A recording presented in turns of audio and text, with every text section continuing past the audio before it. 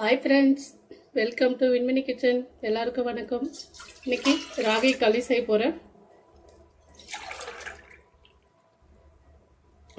2 உருண்டை களி தான் செய்ய போகிறோம். பாருங்கள், இதில் 2 டம்ளர் தண்ணி எடுத்திருக்கேன்.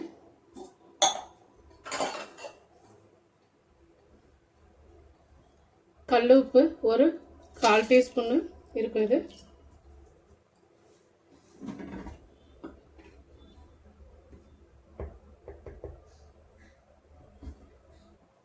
ராகி மாவு 1 டீஸ்பூனு. இந்த மாதிரி போட்டு நல்லா அப்படி கட்டி பிடிக்காமல் நல்லா அப்படி மிக்ஸ் பண்ணி விட்டுடணும். இப்போ இந்த தண்ணி நல்லா கொதிக்கட்டும். கொதித்த பிறகு மாவு போட்டுக்கலாம்.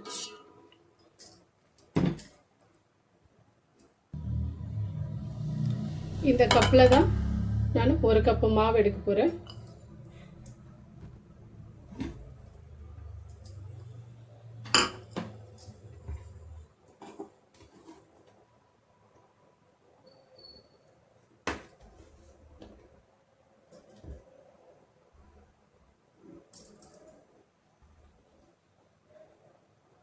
பாருங்க, இந்த மாதிரி எடுத்திருக்கேன். இது தண்ணி கொதிச்ச பிறகு சேர்த்துக்கலாம்.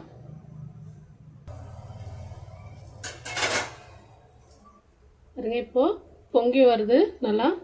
இந்த டைமில் கேஸை ஸ்லோ பண்ணிக்கணும்.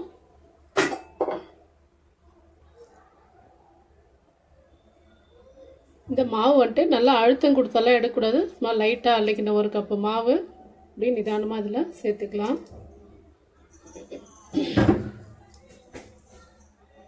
இப்போது கேஸு கொஞ்சம் ஆன் பண்ணுறேன்.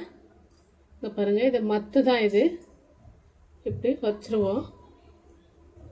இந்த தண்ணியெல்லாம் பொங்கி இது மேலே விழட்டும். இப்போ வந்துட்டு நான் ஃபுல்லாக கேஸை ஸ்லோ பண்ணிவிட்டு இது ஒரு 5 நிமிஷம் ஃபுல்லாக அப்படியே வேக விடுவோம்.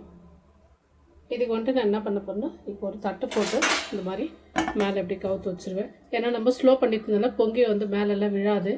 அதனால் ஒரு 5 நிமிஷம் ஆகட்டும்னு பார்க்கலாம். இப்போ ஒரு 2-3 நிமிஷம் ஆயிருக்குது. இருந்தாலும் ஒரு முறை தட்டு திறந்து காமிக்கலான்ட்டு. பாருங்கள், அந்த தண்ணி வந்து விழுந்ததுனால இந்த களி கலர் மாறி வருது. இந்த மாதிரி தான் களி கலர் மாறணும். கேஸ் ஃபுல்லாக ஸ்லோவில் இருக்குது. இப்போ கொஞ்சம் ஒரு 2 நிமிஷம் இப்படி ஆன் பண்ணி இப்படி ஸ்லோ பண்ணுறது. ஏன்னா தண்ணி பொங்கி விழும்போது மாவு எல்லாம் மொத்தமாக தண்ணி சுடு தண்ணி போகும். அதனால் நல்லா சீக்கிரம் களி வேகும். நமக்கு பிச்சான களி ஒட்டாமல் க்ளீனாக வெந்து வரும்.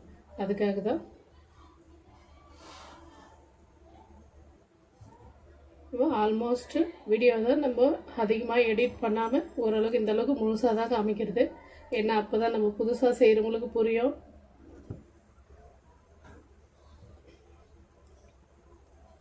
இப்போ ஸ்லோ பண்ணிவிட்டு இருக்கட்டும் கொஞ்ச நேரம். ஒரு டீஸ்பூன் வந்துட்டு நெய் சேர்த்துக்கிறேன். நெய் சேர்த்து செய்யும்போது இந்த களி நல்லா சாஃப்டாக இருக்கும். அந்த கையிலெல்லாம் ஒட்டாமல் நல்லாயிருக்கும். அதே மாதிரி நம்ம ஒரு 2 மணி நேரம் 3 மணி நேரம் வச்சாலும் நமக்கு களி மெதுவாகவே இருக்கும். அந்த சாஃப்டாகவே இருக்கும். களி கட்டியாகாமல் இருக்கும். ராகி பால் சூப்பராக இருக்கும் ஃப்ரெண்ட்ஸ். பாருங்கள், இப்போ நல்லா களி வெந்திருக்கு. நான் இப்போ இப்படி நல்லா மிக்ஸ் பண்ணி விட்டு பாரு. இந்த மாதிரி ஒரு துணி பிடிச்சி நிதானமாக அப்படி கிண்டி விடணும்.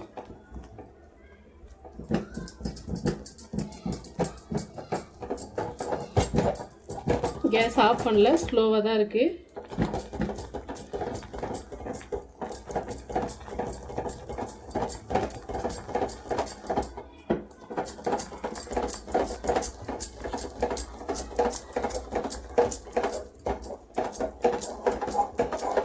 பாருங்க, நல்லா ஒன்று சேர்ந்து வருது.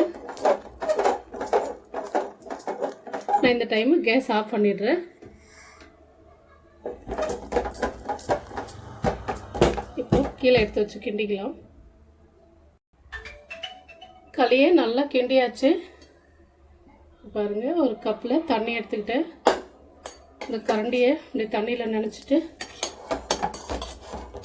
எல்லாம் இப்படி தள்ளி விட்டுக்கலாம். கை வச்செல்லாம் தள்ள முடியாது, சூடும்.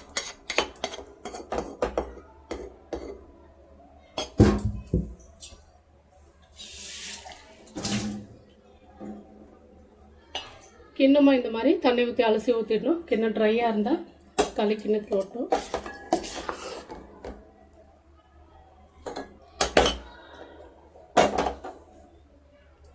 பாருங்க இந்த மாதிரி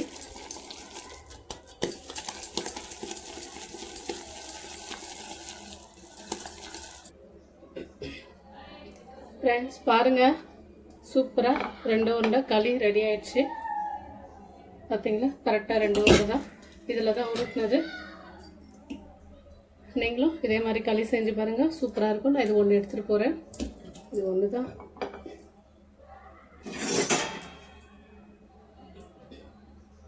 வேணும்னா நம்ம கொஞ்சம் பாருங்கள் நெய் கூட சேர்த்துக்கலாம். இப்படி அழுத்திட்டு பாருங்கள், இப்படி அழுத்தினும் போது எவ்வளோ சாஃப்டாக போகுது களி. நெய்யை இந்த மாதிரி ஊற்றி விட்டு கூட ஸ்பூனில் எடுத்து ஊற்றிக்கலாம்.